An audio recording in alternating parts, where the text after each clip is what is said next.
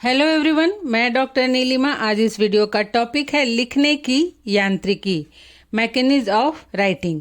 तो आइए शुरुआत करते हैं। सबसे पहले हम जानते हैं शॉर्ट में कि लिखना क्या है, लिखना किसे कहते हैं।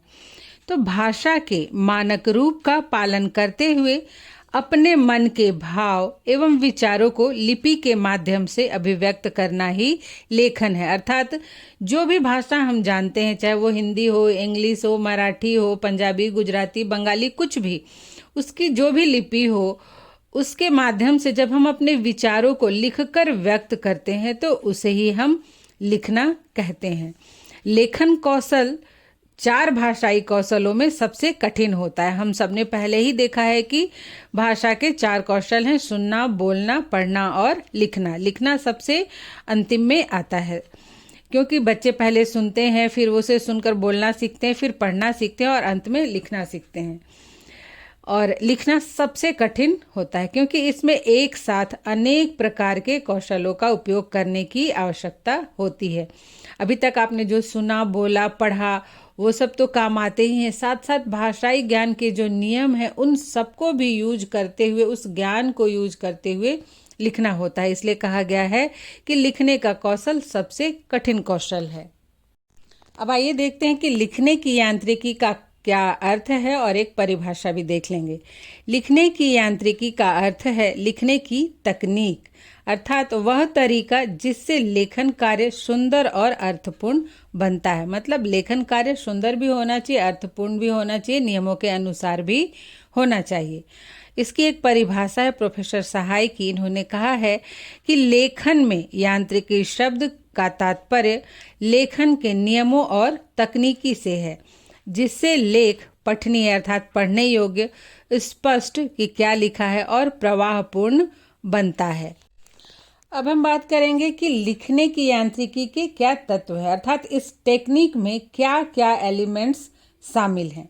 तो लिखने की यांत्रिकी के जो तत्व हैं उन्हें हम निम्नलिखित भागों में बांट सकते हैं।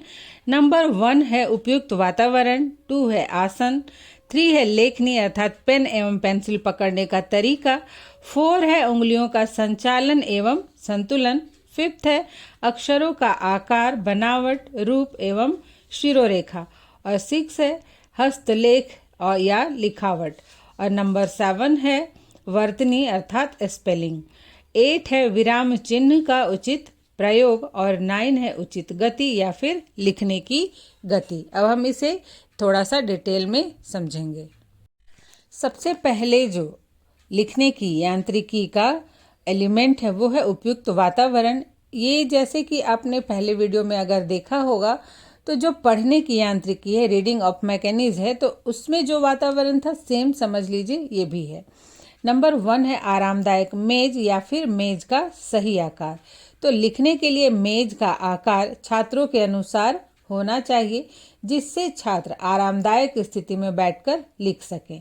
छोटे बच्चों के लिए कम ऊंचाई वाले और बड़े बच्चों के लिए अधिक ऊंचाई वाले मेज होने चाहिए, क्योंकि हम देखते हैं कि जो छोटे बच्चे होते हैं उनका हाइट कम होता है, तो उनके लिए छोटे बेंच होंगे, वो आरामदायक स्थिति में बैठ पाएंगे। अगर उनको बड़े बेंच पर बैठा दिया जाए तो उन्हें अधिक एकदम सीधा खड़ा होकर उचक कर लिखना होगा, और लिखने की दूरी अर्थात बेंच से उनका जो आई है, कॉपी है, उससे उनका जो आई है उसकी दूरी बहुत ही नज़दीक हो जाएगी, तो जहाँ वो कंफर्टेबली नहीं लिख सकते। उसी तरह से यदि अगर बहुत बड़े बच्चे हैं, हाइट उनकी अधिक है, और उनको छोटे बेंच पे बैठा दिया जाए तो एक तो बैठने में तो दिक्कत होगी ही, और साथ साथ लिखने में भी दिक्कत होगी, उन्हें बहुत झुक कर लिखना पड़ेगा। इसलिए जो मेज का आकार है वो बच्चों की हाइट को देखते हुए होना चाहिए, जिस पर वो आरामदायक स्थिति में बैठ सके। नंबर 2 है पर्याप्त रोशनी की व्यवस्था। पढ़ने के लिए तो रोशनी चाहिए ही। अगर कम रोशनी में पढ़ेंगे तो क्या होगा, आंखों पर भी जोर पड़ेगा, सिर पर भी जोर पड़ेगा, सिर दर्द होगा, फिर आंखें खराब होंगी।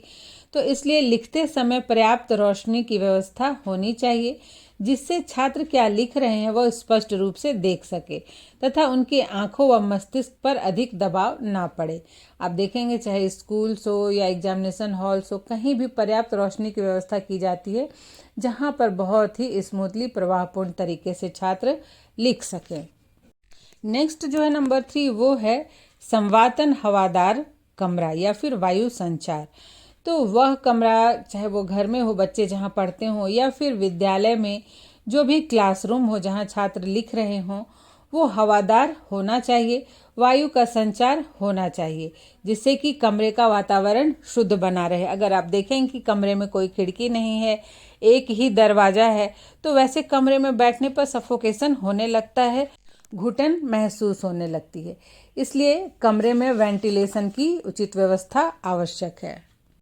राइटिंग मैकेनिज्म का जो दूसरा एलिमेंट है वह है आसन पोस्चर, जिसमें नंबर 1 है सीधा बैठना। तो पढ़ते और लिखते समय दोनों ही समय सीधा ही बैठना चाहिए, बिल्कुल सीधा बैठना चाहिए। रीढ़ की हड्डी सीधी होनी चाहिए, झुककर नहीं लिखना चाहिए। झुककर लिखने से पीठ एवं कंधे में दर्द की समस्या उत्पन्न हो जाती है। इसलिए जब भी बैठें सीधा बैठें, चाहे सपोर्ट लेकर बैठें या फिर बिना सपोर्ट लेकर बैठें। नंबर 2 है अभ्यास पुस्तिका से आंखों की दूरी। तो लिखते समय अभ्यास पुस्तिका की दूरी आंखों से लगभग 12 इंच होनी चाहिए, अर्थात 1 फीट होनी चाहिए। जैसे कि बहुत सारे बच्चे होते हैं कि बिल्कुल सटा के एकदम नज़दीक चले जाते हैं कॉपी के और तब लिखते हैं, या फिर कोई होता है कि बेंच पर ही सिर रख के तब लिखते हैं। ये सब तरीका लिखने का सही नहीं है, इससे आई एंगल खराब होता है। आप देखें कि आजकल छोटे छोटे बच्चों को चश्मे लग रहे हैं, हालांकि उसके और भी कारण हैं, लेकिन अगर सही तरीके से बैठकर नहीं लिखा जाए तो उसका प्रभाव भी आंखों पर पड़ता है। नेक्स्ट है नंबर 3 लेखनी, अर्थात पेन एवं पेंसिल पकड़ने का तरीका। तो लिखने की जो गति होती है या फिर अक्षरों की बनावट होती है, वो पेन या पेंसिल को पकड़ने के तरीके पर भी निर्भर करती है। पेन या पेंसिल को कहाँ पकड़ना चाहिए? तर्जनी और मध्यमा उंगली के बीच में रखकर अंगूठे से दबाकर पकड़ना चाहिए। पेन या पेंसिल को उसकी नोक से लगभग 1 इंच ऊपर पकड़ना चाहिए। बिल्कुल नोक के पास भी नहीं पकड़ना चाहिए और बहुत अधिक जोर या दबाव देकर भी नहीं पकड़ना चाहिए, या फिर नोक से बहुत दूर भी नहीं पकड़ना चाहिए। लेकिन अक्सर हम देखेंगे कि कुछ बच्चे ऐसे होते हैं जो एकदम बिल्कुल पास से पकड़ते हैं या फिर बहुत दूर से पकड़ते हैं। तो इन दोनों का प्रभाव बच्चे की अक्षर पर भी पड़ता है लिखने के, और उनके लिखने की गति पर भी पड़ता है। अगर नज़दीक में नोक के नज़दीक पकड़ेंगे तो भी लिखने की गति थोड़ी धीमी हो जाती है, या फिर बहुत दूरी में पकड़ेंगे तो भी लिखने की गति धीमी हो जाती है।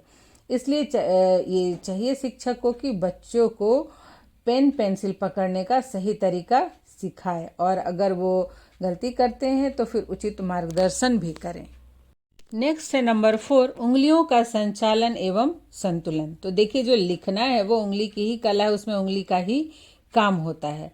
तो लिखने में उंगलियों का संचालन एवं संतुलन रखना बहुत ही आवश्यक होता है। यदि उंगलियों का संचालन बहुत अधिक तीव्र गति से किया जाएगा तो उससे लिखावट प्रभावित होती है, हाथों में दर्द भी जल्दी होने लगता है, और साथ साथ क्या होता है, अशुद्धियाँ भी होती हैं। एग्जाम में होता है ना कि बहुत जल्दी जल्दी लिख रहे हैं तो उस समय बहुत सारे स्पेलिंग्स गलत भी लिखे जाते हैं, और फिर जो हैंड राइटिंग है वो भी बिल्कुल ख़राब हो जाता है। तो शुरू से ही आदत डालना चाहिए कि संतुलन बनाकर लिखे, जिससे हाथों में भी दर्द ना हो और जो लिख रहे हैं वो भी स्पष्ट हो और शुद्ध शुद्ध हो। नेक्स्ट नंबर 5 अक्षरों का आकार, बनावट, रूप तथा शिरोरेखा। तो जो भी लिखते हैं अक्षरों का आकार ना तो बहुत बड़ा होना चाहिए और ना ही बहुत छोटा होना चाहिए। सुंदर सुडौल अक्षर में लिखने का प्रयास करना चाहिए। जैसे बहुत सारे बच्चे होते हैं, एग्जाम्स में भी मैं देखती हूँ कि वो छोटे बच्चों की तरह इतना बड़ा बड़ा जो अक्षर लिखते हैं कि एक एक लाइन छोड़कर लिखते हैं और कॉपी भरते जाते हैं। तो ऐसा लिखना सही नहीं होता है। हाँ, जब बहुत बच्चे छोटे हों और वो लिखना सीख रहे हों तब उन्हें बड़ा बड़ा सिखाया जाता है, जिससे कि वो उनके बनावट में, अक्षरों के बनावट में उन्हें कोई कन्फ्यूजन ना हो। लेकिन जैसे जैसे बच्चे बड़े होते हैं तो फिर उनके लिखने का आकार छोटा करवा दिया जाता है। तो जो भी अक्षर लिखे वो ना तो बहुत बड़ा हो और ना ही बहुत छोटा हो, सुंदर होना चाहिए, सुडौल और साफ साफ भी होना चाहिए। अक्षरों को अधूरा भी नहीं लिखना चाहिए। बहुत लोग अक्षरों को अधूरा भी लिखते हैं, या फिर कुछ बच्चों को आप देखेंगे कि अक्षरों को तिरछा भी लिखते हैं, तो तिरछा भी नहीं लिखना चाहिए। इसके बाद लेखन में अनुच्छेद परिवर्तन, अर्थात पैराग्राफ जो हम चेंज करते हैं, तो पैराग्राफ भी जरूर आवश्यकता अनुसार चेंज करना चाहिए, नहीं तो वो एक निबंध की तरह दिखाई देता है। तो कहाँ किस स्थान पर अनुच्छेद परिवर्तन करना है इसका भी समुचित ज्ञान होना चाहिए। हम जब भी किताब पढ़ते हैं तो जो लिखित विषय वस्तु है उसको देखकर ही, उसके रूप को देखकर ही हम समझ जाते हैं कि ये कहानी है या कविता है या नाटक है या निबंध है। तो जो लिखने का तरीका है, अनुच्छेद परिवर्तन या लाइन परिवर्तन करना है, इस सब का भी समुचित ज्ञान होना चाहिए। उसी प्रकार से हिंदी लेखन में शिरोरेखा अर्थात हेडलाइन का अत्यंत ही महत्वपूर्ण स्थान होता है।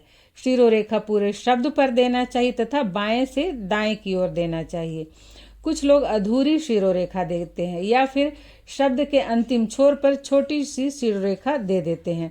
लिखते समय वो उनकी आदत बन जाती है कि वे पूरे शब्द पर हेडलाइन ना देके बस लास्ट में छोटा छोटा हेडलाइन दे देते हैं। तो ये लिखने का सही तरीका नहीं है। जो हेडलाइन है वो पूरे ही वर्ड पे होना चाहिए। नेक्स्ट है हस्तलेख या लिखावट नंबर 6। तो लेखन कौशल में दक्षता हेतु सुलेख एवं श्रुतिलेख का अत्यंत ही महत्वपूर्ण स्थान होता है। लेखन कार्य में शुद्धता तथा लेखन कार्य के प्रति रुचि जागृत करने हेतु छात्रों से सुलेख एवं श्रुतिलेख कार्य अवश्य ही करवाना चाहिए। इससे छात्रों को लिखने की आदत पड़ती है तथा अक्षरों को लिखने के साथ साथ वे शब्दों एवं वाक्यों को कैसे लिखना है, कौन सी मात्रा लगानी है, कहाँ लिपि चिन्ह देना है, इसका भी ज्ञान प्राप्त करते हैं और उनके लिखावट में भी सुंदरता आती है। हम सभी ने बचपन में लिखा होगा, हैंड राइटिंग लिखने को दिया जाता है बच्चों को कि एक पेज हैंड राइटिंग हिंदी और एक पेज इंग्लिश डेली लिखना है, जिससे आपके अक्षर में सुधार हो, वो अक्षर सुंदर बन सके। उसी प्रकार से जब डिक्टेशन होता है तो उसमें एक तरह से टीचर टेस्ट करते हैं कि आपने कितना सीखा है शब्दों को सही सही लिखना। तो इस तरह से जो हैंड राइटिंग है और डिक्टेशन है दोनों ही बहुत महत्वपूर्ण होता है। इसे छात्र लिखना सीखते हैं, कैसे लिखना है ये समझते हैं। तो ये जरूर बच्चों को कराना चाहिए। नेक्स्ट जो है वह है नंबर 7 वर्तनी अर्थात स्पेलिंग। तो बिना स्पेलिंग के तो कोई शब्द अर्थपूर्ण होता ही नहीं है। और ये स्पेलिंग क्या है, वर्तनी क्या है? वर्तनी अक्षरों का वह व्यवस्थित क्रम है जिससे एक अर्थपूर्ण शब्द बनता है। लेखन कार्य में वर्तनी का सही होना अत्यंत ही आवश्यक है। अक्सर आप देखेंगे कि जो मात्राएं होती हैं उसमें छोटी ई, बड़ी ई, छोटा ऊ और बड़ा ऊ की मात्रा का प्रयोग करने में स्टूडेंट्स सबसे ज़्यादा गलतियां करते हैं। स्टूडेंट्स से क्या, बड़े बड़े व्यक्ति भी इन मात्राओं को देने में गलतियां कर जाते हैं और जिससे शब्दों का अर्थ बदल जाता है। इसलिए लिखते समय मात्राओं का प्रयोग बहुत ही सावधानी से करना चाहिए। जैसे एक उदाहरण है, देखिए दिन और दिन। तो अगर मात्रा यहाँ गलत दे दिया जाए, दीन लिखना है, दीन मतलब जो दुखी या गरीब, और वहाँ पर अगर छोटी की मात्रा दी जाए तो वो दिन हो जाएगा, दिन रात वाला दिन हो जाएगा। तो इस तरह से बस एक मात्रा जो है वो शब्दों के अर्थ बदल देती है। फिर कुछ लोग घसीट कर लिखते हैं, खासकर इंग्लिश में तो लिखना ही है, पर हिंदी में भी कुछ लोग घसीट के लिखते हैं जिससे वो क्लियर दिखाई नहीं देता है कि क्या लिखा हुआ है। इससे स्पष्ट नहीं होता और पढ़ना मुश्किल हो जाता है। इसके अतिरिक्त कभी कभी लिखते समय कोई अक्षर छूट भी जाता है या किसी अक्षर पर मात्रा देना भूल जाते हैं। ये गलतियाँ कॉमन होती है। तो ऐसी गलती ना हो इसके लिए क्या करना चाहिए? इसके लिए बोलकर लिखना चाहिए। विशेषकर जो बीएड स्टूडेंट हैं, जब वो प्रैक्टिस टीचिंग के लिए जाते हैं तो उन्हें सिखाया जाता है उससे पहले कि जब भी आप ब्लैक बोर्ड पर लिखें तो बोलकर लिखें। तो अगर बोलकर लिखेंगे तो गलतियां नहीं होगी और चुपचाप लिखने से थोड़ी देर दिमाग इधर उधर हुआ, बस मात्राएं छूट जाती हैं या फिर कोई शब्द ही छूट जाता है। तो गलतियों से बचने के लिए सबसे पहले बोलकर लिखने की आदत डालनी चाहिए। और एक शिक्षक होने के नाते स्वयं तो शुद्ध लिखना ही चाहिए ब्लैक बोर्ड पर, और बच्चों को भी मात्राओं के प्रयोग, उनके उच्चारण संबंधी अगर सही ज्ञान दिए जाएं तो वो भी स्पेलिंग सही लिखेंगे। नेक्स्ट है नंबर 8 विराम चिन्ह, जिन्हें लिपि प्रतीक भी कहा जाता है, उनका प्रयोग। तो लिखित भाषा में विभिन्न स्थानों पर लिपि चिन्हों का प्रयोग किया जाता है। ये लिपि चिन्ह भाषा को अर्थपूर्ण बनाते हैं। अतः कौन सी लिपि चिन्ह का प्रयोग कहाँ करना है इसका भी सावधानी से ध्यान रखना चाहिए और छात्रों को इसका स्पष्ट ज्ञान होना चाहिए। ये ज्ञान कौन देगा? शिक्षक ही। तो शिक्षक को इसका स्पष्ट ज्ञान देना चाहिए। यहाँ पर देखिए मैंने कुछ चिन्ह जो लगाए हैं, इसके विषय में डिटेल में तो बाद में बात करूँगी। यहाँ पे कुछ पूर्ण विराम, अर्ध विराम, अल्प विराम, प्रश्न सूचक, विस्मयादि बोधक, उद्धरण चिन्ह, निर्देशक, योजक, कोष्टक और बृहदान्त्र। तो ये सब चिन्ह से सभी अवगत होंगे। तो कब कहाँ ये चिन्ह लगाए जाते हैं लिखते समय, इन सब का सही ज्ञान होना आवश्यक है, अन्यथा पढ़ने में भी दिक्कत होती है। और कब रुकना है, कहाँ रुकना है, ये क्वेश्चन पूछा जा रहा है कि ये किस तरह का वाक्य है, ये समझ में नहीं आएगा। और अंत में last but not the list, आप चाहे तो इसमें और भी जो पॉइंट्स ऐड कर सकते हैं। और अंत में जो है वो है गति या लिखने की गति। तो लेखन कार्य की शुद्धता लिखने की गति पर भी निर्भर करती है। तीव्र गति से लिखने पर अशुद्धियाँ होने की संभावना होती है, और संभावना क्या, अशुद्धियाँ होती ही है। और यदि अत्यधिक धीमी गति से लिखा जाए तब निर्धारित समय में लेखन कार्य पूरा नहीं हो पाता है। अतः लेखन का कार्य सामान्य गति से सावधानी पूर्वक बोलते हुए करना चाहिए। आप एग्ज़ाम में देखेंगे कि बहुत तेज़ गति से लिखते हैं तो बहुत सारी गलतियां भी होती ही है। या फिर क्लास में ही टीचर अगर कुछ लिखवा रहे हैं, आंसर्स लिखवा रहे हैं, अगर आप जल्दी जल्दी लिखेंगे और बाद में पढ़िए तो आप खुद ही देखेंगे कि उसमें बहुत सारी गलतियां लिखी होती हैं। और यदि आप धीरे धीरे लिखेंगे तो टीचर जिस स्पीड में लिखवा रहे हैं आप नहीं लिख पाएंगे। बच्चे हैं तो जो ब्लैक बोर्ड वर्क है वो नहीं लिख पाएंगे, वो छोड़ देंगे। तो इस तरह से सामान्य गति से लिखने की आदत डालनी चाहिए, जिससे कि जो भी निर्धारित समय हो उसमें वो लिखने का कार्य पूरा हो सके। और लेखन का कार्य सामान्य गति से सावधानी पूर्वक बोलते हुए करना चाहिए। जैसे अगर ब्लैक बोर्ड वर्क उतार रहे हैं तो मन में बोलते हुए आप लिख सकते हैं, जिससे गलतियां नहीं होंगी। और अब अंत में है कंक्लूजन। तो इस प्रकार से हमने जितने भी एलिमेंट्स देखे, लेखन क्या है इसे समझा। तो लेखन को अर्थपूर्ण, सुंदर और स्पष्ट तथा प्रभावशाली एवं पढ़ने योग्य बनाने में अक्षरों का आकार, बनावट, लेख का रूप, वर्तनी, विराम चिन्हों का प्रयोग अत्यंत ही आवश्यक होता है। यदि वर्तनी गलत हो तो शब्द के अर्थ को समझने में भी मुश्किल होती है। इसी प्रकार यदि उचित स्थान पर लिपि चिन्हों का प्रयोग न किया जाए तो पढ़ने वाला व्यक्ति भ्रमित हो सकता है। उसे पता ही नहीं चलेगा कि कब कहाँ कितना रुकना है, विराम देना है। आवश्यकता अनुसार मुहावरों का भी प्रयोग करना चाहिए। भाषा के ये जो भी यंत्र हैं ये पाठ को अर्थपूर्ण बनाते हैं। यदि इनका उचित प्रयोग ना किया जाए तो लेखन अर्थात पाठ के अर्थ को समझना कठिन हो जाता है। इसलिए लिखते समय इन महत्वपूर्ण बातों का अवश्य ही ध्यान रखना चाहिए, सावधानी पूर्वक लिखना चाहिए, जिससे आप जो भी लिखना चाहते हैं वो पढ़ने वाला व्यक्ति अच्छे से समझ सके।